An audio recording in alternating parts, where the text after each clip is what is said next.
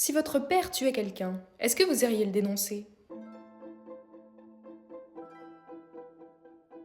Nous sommes à la fin du 5e siècle. Socrate va bientôt assister à son propre procès. Il croise un certain Eutyphon qui vient aussi mener un procès, sauf que cette fois ce n'est pas lui qui est accusé, c'est lui qui accuse. Et qui accuse-t-il? Son père. Il faut vraiment avoir conscience que c'est un geste extrêmement choquant pour la morale familiale grecque qui considère la piété filiale, c'est-à-dire le respect du fils envers son père, comme un devoir sacré. Mais alors pourquoi Eutyphon fait ça? Eh bien parce qu'il est persuadé que c'est ce que veulent les dieux, que c'est ce qui est pieux.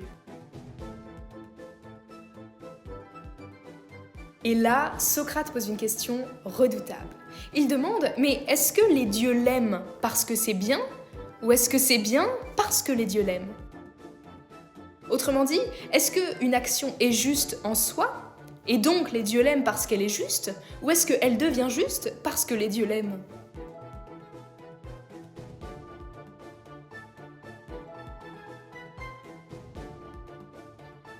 Mais pour moi, le plus intéressant, c'est pas le dilemme en lui-même, parce que Socrate ne s'arrête pas là.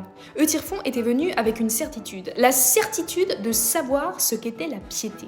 Et petit à petit, Socrate va lui montrer qu'il ne sait même pas la définir. Et ça, c'est caractéristique du geste socratique.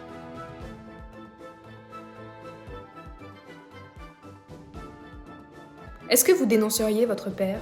Peut-être allez-vous me répondre que oui, peut-être allez-vous me répondre que non, mais ce que montre Platon avec Socrate, c'est qu'on ne peut pas s'arrêter là. Il faut aller plus loin. Vous répondez ça parce que c'est la loi, parce que c'est votre devoir, parce que Dieu le veut, parce que votre famille vous a dit d'agir ainsi, parce que vous avez peur de mal faire si vous faites autrement?